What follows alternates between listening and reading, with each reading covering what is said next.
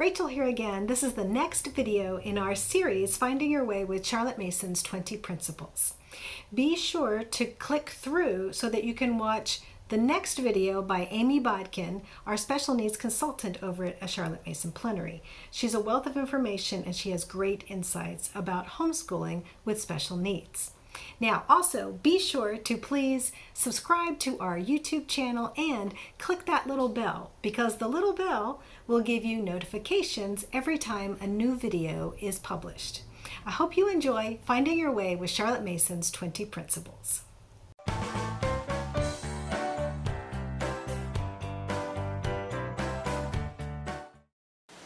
Hello there, I'm Rachel with the Charlotte Mason Plenary. Thanks for joining me for our series on Finding Your Way with Charlotte Mason's 20 Principles. Today we're talking about principle number 3. The principles of authority on the one hand and obedience on the other are natural, necessary, and fundamental. Okay, authority and obedience. Two words that get a really bad rap these days, and I personally don't think they should. I think it really depends on your perspective and how you approach these two words. Now, Charlotte makes it clear that she is not talking about the tyrannical kind of authority here. In fact, she states that authority and obedience are the things that make liberty possible. Now, parents, you have to have authority in your home. I have seen way too many moms who did not express their authority in their home with disastrous results, because there's just so much tension in the home when you don't have authority and obedience in balance. And just like habits, authority and obedience make for a pleasant atmosphere in the home and make for smooth and easy days. Let's look at the definition of the word authority.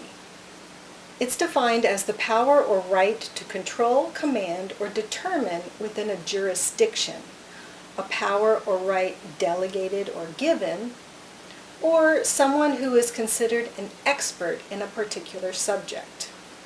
Parents, you are the authority in your home. You know what's best for your own children. You are the expert. You already have the authority, just like every king and commander, every mother, elder sister, school prefect, every foreman of works and captain of games finds that within himself which secures faithful obedience, not for the sake of his merits, but because authority is proper to his office.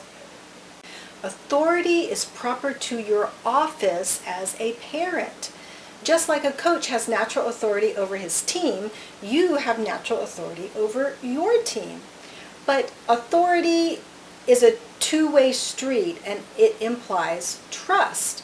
And with trust comes obedience.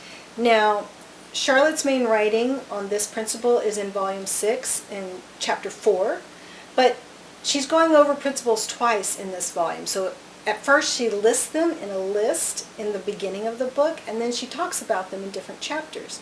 Now, this principle is worded two different ways. So in the beginning she uses the word obedience, but in this chapter she uses the word docility. So how are these two words similar, and do they mean the same thing? Let's take a look at some definitions. The definition of obedience is compliance with the request and submission to another's authority.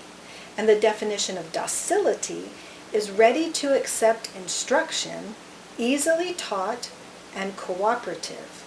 So as Charlotte puts it, docility equals teachableness.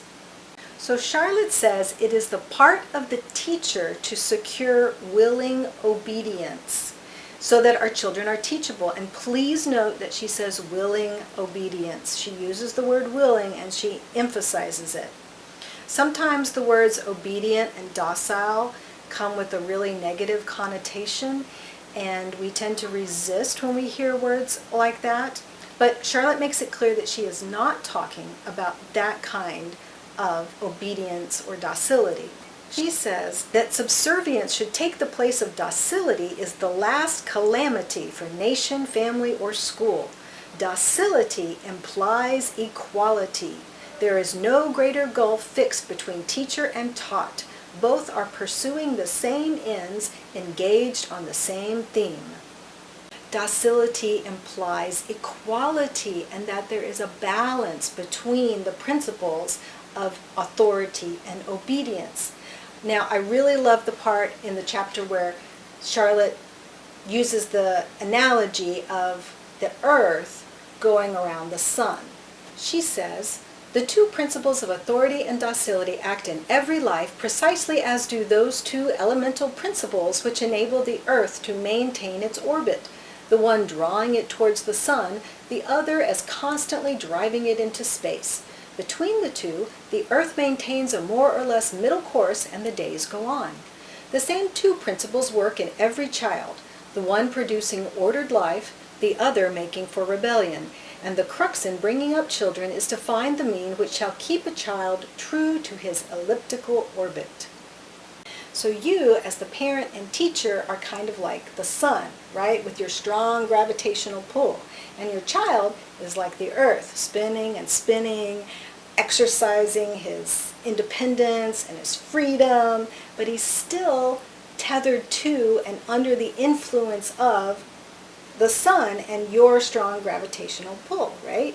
And without your strong gravitational pull, your child would go spinning out into space and would have no guidance and not be grounded to anything. So these two principles of authority and obedience work together and must be in balance. Charlotte says that there are two conditions that are necessary for maintaining this balance. Number one is that the teacher should not be arbitrary, and number two, that the student should be allowed to choose his work.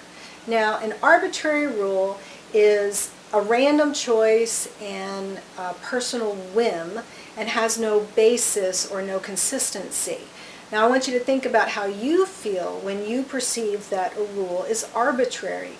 Are you more likely to obey it or are you less likely to obey it? Well, it's the same with our children. Charlotte says that teachers tend to operate under three fallacies. Number one, we regard children as inferior and we regard ourselves as superior. Number two, that we think that children can't understand literary language, and so when we read to them, we tend to paraphrase and explain, and paraphrase and explain on and on and on. Don't do that. Don't underestimate them. And number three is all about attention. She says that teachers tend to think that it must be cultivated, nursed, coddled, wooed by persuasion, by dramatic presentation, or by pictures and illustrative objects. No such thing, she says. You don't need any of that. And she spends the rest of the chapter talking about attention and how important it is. And I think that's where we will leave it today for principle number 3. Now for homework. Download the PDF over on the Plenary website and read chapter 4. I'll put the link to the PDF in the description down below for you. And over the next 2 weeks, think about the principles of authority and obedience and what important roles they play in your homeschool. Ask yourself, are they out of balance? And if they are, what could you do or not do to bring them back into balance? If you have any questions, please leave them here or over in the Plenary Facebook group. I love chatting with you guys. If you like this video, please give it a good thumbs up and subscribe to my YouTube channel. Be sure to click that little bell so you get notified every time there's a new video in the Principles series. Thanks so much for watching. I hope to chat with you soon.